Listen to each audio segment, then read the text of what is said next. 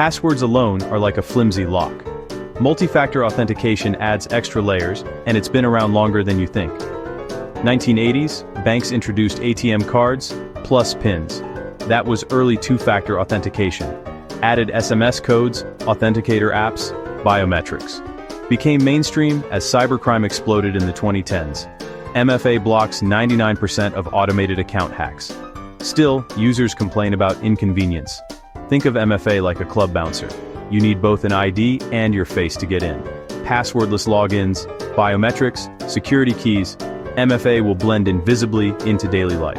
MFA started at the ATM, and now it's essential for online life. It may soon replace passwords entirely.